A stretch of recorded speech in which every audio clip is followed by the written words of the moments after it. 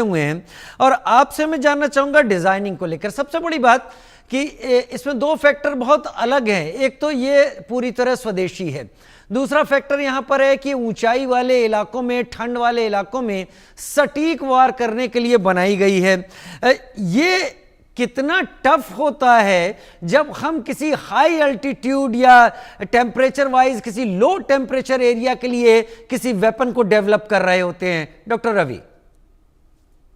धन्यवाद राजीव जी, बहुत बेहतरीन से अपने प्रश्न है आपका। देखिए, जो हाई ऑल्टीट्यूड हमारे जो बॉर्डर हैं और बहुत ज्यादा है, काफी लंबी दूरी के, पूरा तकरीबन उत्तरी इलाका आपके अरुणाचल प्रदेश से लेकर के और पीओके के बॉर्डर्स हैं वहां तक ले देखें तो तमाम हाई ऑल्टीट्यूड एरिया है। विशेषकर लद्दाख जो है वो बहुत ज्यादा अधिक ऊंचाई वाले इलाके हैं, यहाँ की अपनी अपनी अलग समस्याएं होती हैं।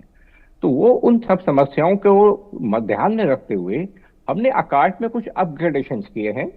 ऐसा नहीं है जो आकाश हमारा पहले जो पुराना जो आकाश एग्जिस्टिंग सिस्टम है, जिसकी 2 रेजिमेंट से अधिक आर्मी के पास ऑलरेडी है, जिसको हमने ऑपरेशन सिंधु में काम करते हुए भी देखा, वो भी सक्षम है। लेकिन कुछ हालात में जाकर के ये कुछ जो हमें और अधिक अपग्रेडेशन चाहिए ना, हमने किया। और जो सबसे खास जो है वो 2 चीजों में है।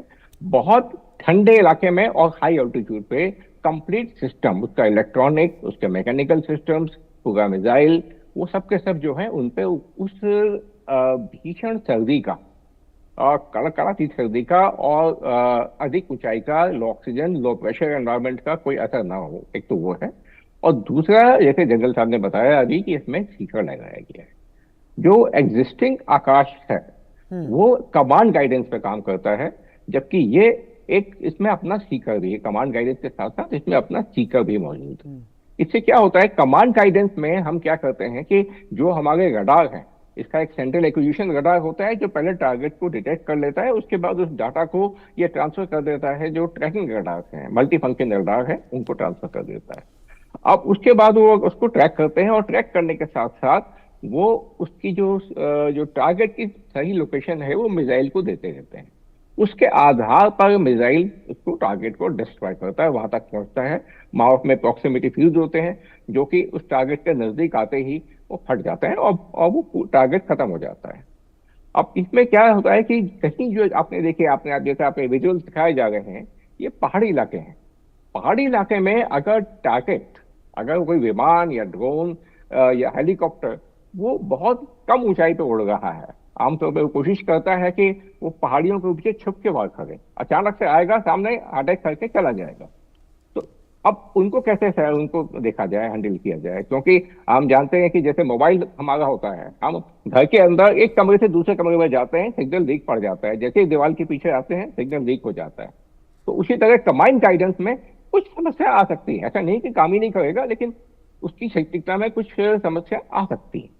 लेकिन जब एक बार सीकर इस पर लग गया है तो अब मिसाइल की टिप के ऊपर उसकी खुद की अपनी आंखें आ गई हैं। अब वो उस कमांड गाइडेंस पर ही निर्भर नहीं है, वहां से तो डाटा ले ही रहा है, उसके साथ साथ उसकी खुद की आंखें हैं, वो खुद देख पा रहा है, टारगेट को बहुत नजदीक से देख पा रहा है।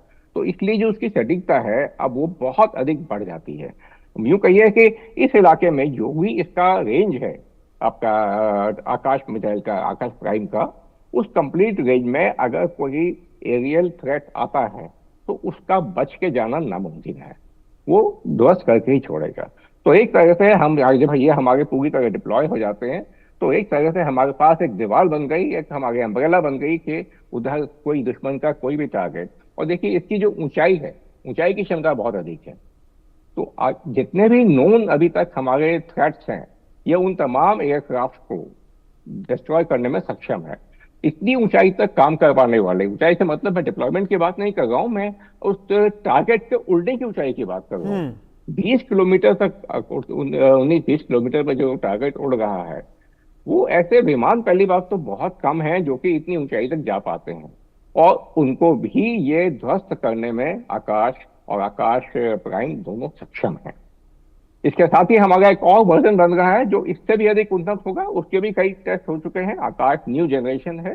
तो क्योंकि देखिए, हम एक बार जब हम स्वदेशी सिस्टम्स को हम अपने सेनाओं में सम्मिलित करते हैं, उनको प्रयोग में लाते हैं, हमें और अधिक जानकारी मिलती है कि हमारी खुद की जो हमारे हालात हैं उनको हम कैसे बेहतर से बेहतर तरीके से हैंडल कर पाए।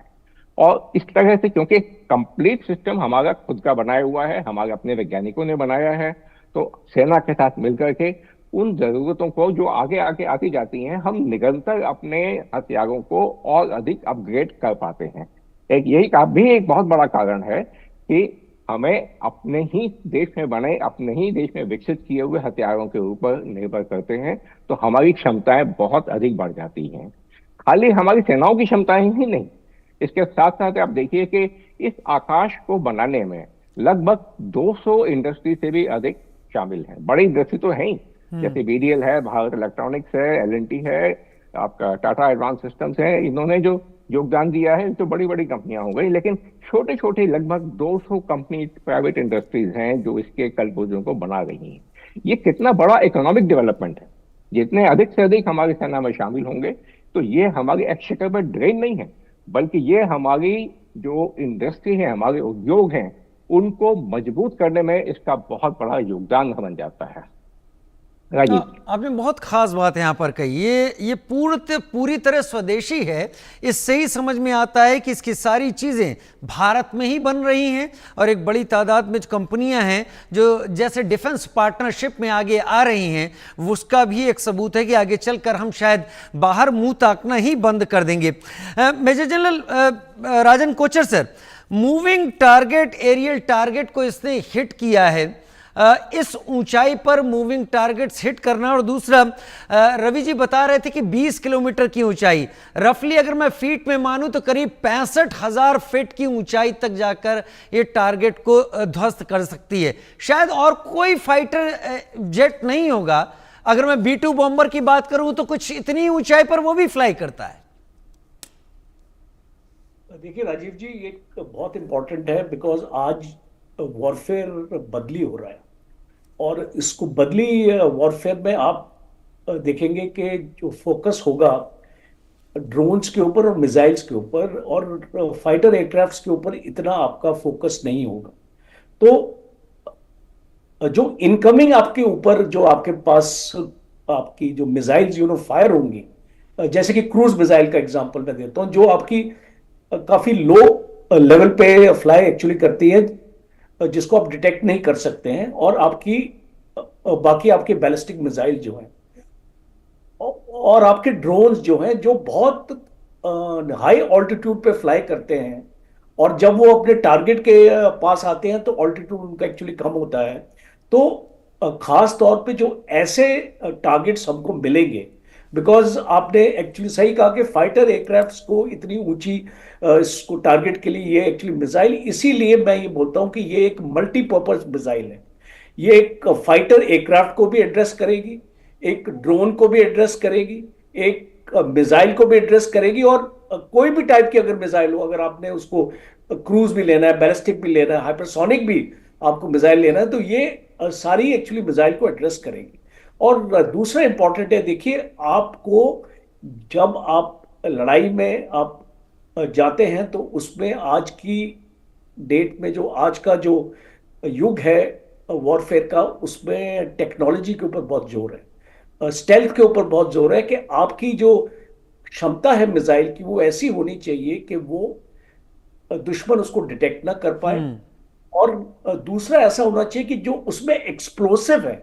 अब मैं खास तौर पे एक्सप्लोसिव की भी बात करूंगा, इसमें हाई एक्सप्लोसिव फ्रेगमेंटेशन इस्तेमाल होता है। इसका यह मतलब है कि जब ये टारगेट के पास आता है, ये काफी टुकड़ों में बट जाता है ये एक्सप्लोसिव। तो जैसे डॉक्टर गुप्ता साहब ने बताया कि बचना बिल्कुल नामुमकिन हो जाता है, क्योंकि जो मिसाइल है वो 8-10 अपने शार्पनर्स वहां से निकालेगी, और कोई भी चांस नहीं होगा, अगर आपका एक मिस होगा तो आपका दूसरा स्ट्राइक करेगा।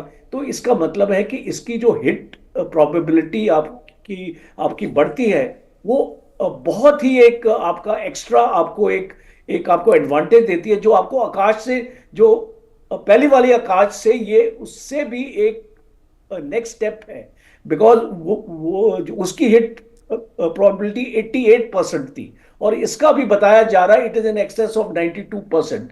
तो आप देख सकते हैं कि जो इतनी हाई हिट प्रोबेबिलिटी है, और जो इसका सर्कुलर एरर ऑफ डिस्प्लेसमेंट है वो बहुत ही कम है, 1 मीटर 2 मीटर से ज्यादा नहीं है। इसका मतलब कि एक आपने अगर अपना तय अपना कर लिया कि आपके सामने कोई भी टारगेट आ रहा है, वो आपका बच नहीं पाएगा। इसीलिए इस मिसाइल को मैं मानता हूं। और मेरा लास्ट पॉइंट है कि अगर आप एक मिसाइल अपनी टेक्नोलॉजी से बनाते हैं तो दुश्मन को नहीं पता वो क्या टेक्नोलॉजी है। जी। तो इसीलिए जो दुश्मन का काउंटर मेजर होगा इस मिसाइल को रोकने के लिए, उसको पता नहीं होगा